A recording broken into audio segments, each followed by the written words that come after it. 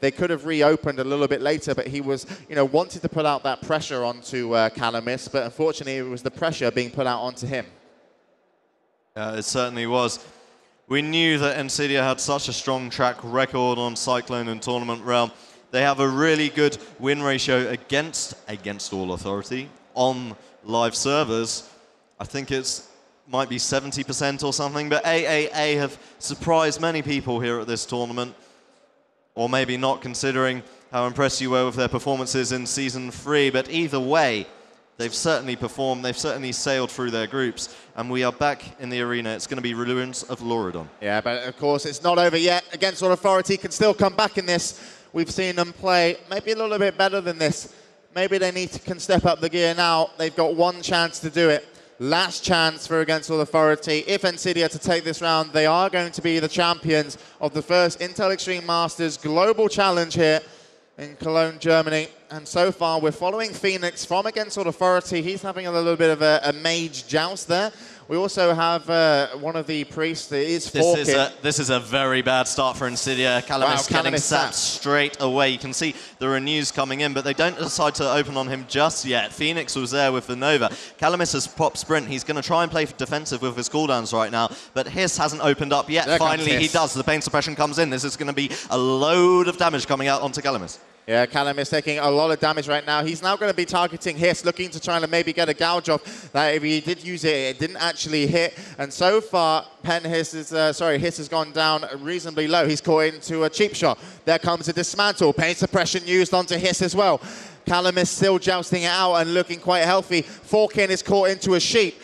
And nothing is on currently of Hydra. Forkin not out of that sheep yet. He needs to get out. There comes, he's out of sheep. Phoenix had the improved counterspell on him. Finally in comes the heals onto Hiss, and Hiss needs to make something happen because he goes so low. He's down to 5,000 HP. A fear onto Forkin will interrupt some heals there just at the end. Switching over to Hiss. He's having to try and get a little bit of distance away. There comes the break of the Nova. Hiss is going so low, 1,000, but he actually kills Calamis in the split seconds, and it's going to be a double kill, and we are going to see Mage Priest versus Mage Priest in a 2v2 for the first time here in the Intel Extreme Masters, and this is Against All Authority's final chance to hold on to this, and they need to win this one. I don't know if they're going to be able to manage a kill. I don't know if we're going to have to reset the fight. The admins are on stage, and there are rules in place for this, but so far we're following Phoenix. He's caught into a deep freeze. And Matthew, what did you make of that? Because, I mean, it didn't look like Hydra had that much of a hard time to keep up Calamis. I didn't see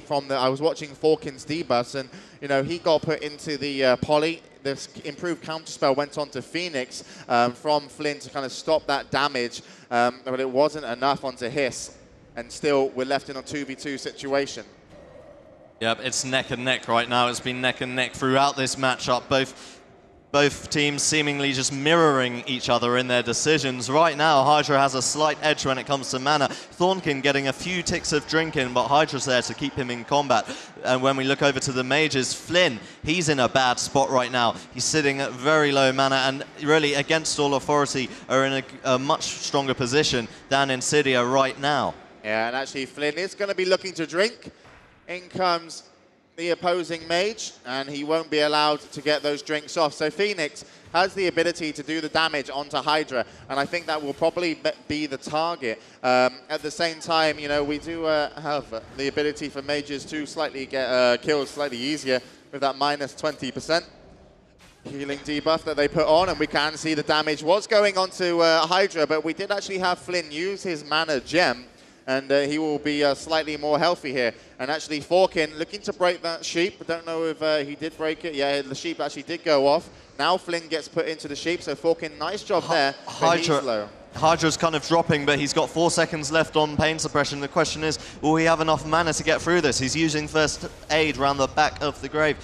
And then now he's going to try and get a mana burns off onto Phoenix. Flynn's out of his sheep now, but he's sitting at low mana. So at aAa though, look at Phoenix. He's dropped incredibly as well. Thorkin almost this could be a window of opportunity for Ensidia to take this. Yeah. Thorkin getting put into a sheep, but he did have Will of Forsaken, if I'm not mistaken. Phoenix in a sheep as well. He's going to be frostbolted. Thorkin looking in a bad spot. Hydra looking in a bad spot. Everyone's low on mana. Sayora is still sitting in a sheep. He's out now. He is on 1k mana. Phoenix is on 5k. This is going to be incredible. Hydra Hydra finally pops his pain suppression.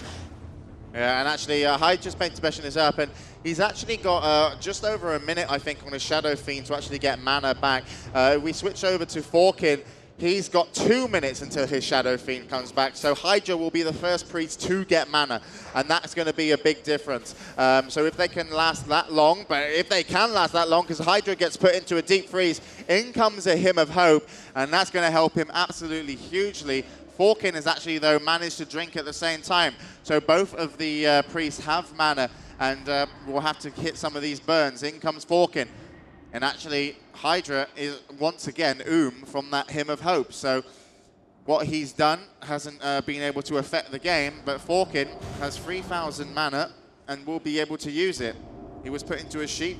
He trinketed out of that sheep, I do believe. Yeah, trinket was the last thing used. Looking for mana burn still. And his mage, Phoenix, does have 7,000 mana, so it's a possibility he can get involved in here. In comes a mana burn onto Hydra.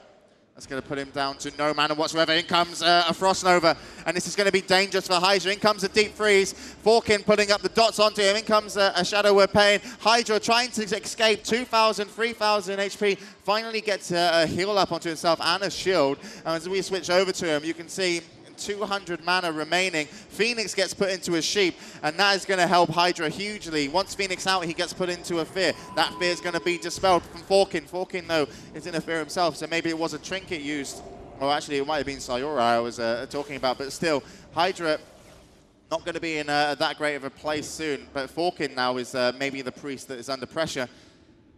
Very, very 35 soon. seconds on his pet.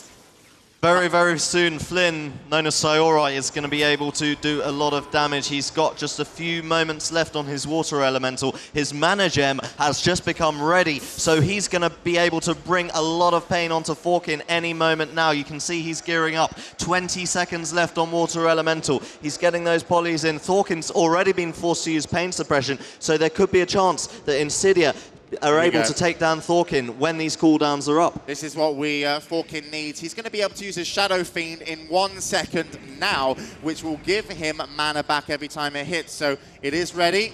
He needs to keep himself safe, though. Maybe he's not even going to be able to get to use his Shadow Fiend as he dips down to 1,000 HP. He's taking a lot of damage. In comes a Poly onto the opposing priest, and Forkin has some of his mana back up, and he does have his Shadow Fiend pet up, so he's been able to regen 4,000 mana, and he has to use this now. He has to lean with this mana.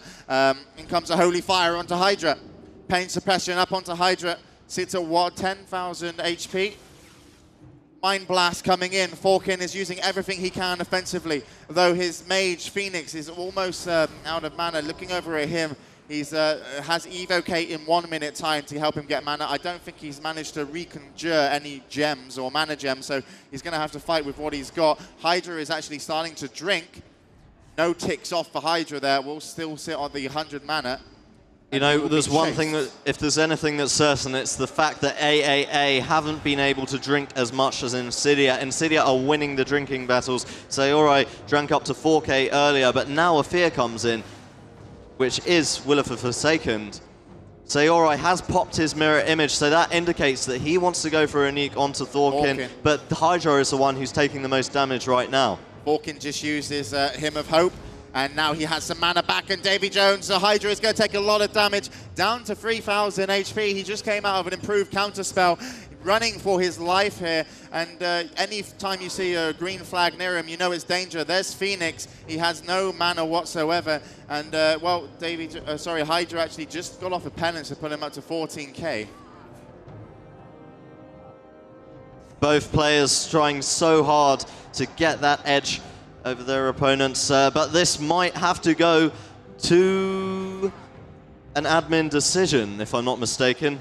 There's a limit to the amount of time an arena game can take, and you know, we might be sitting here all evening, guys, if we let these players continue. They are that talented that neither of them ever give up.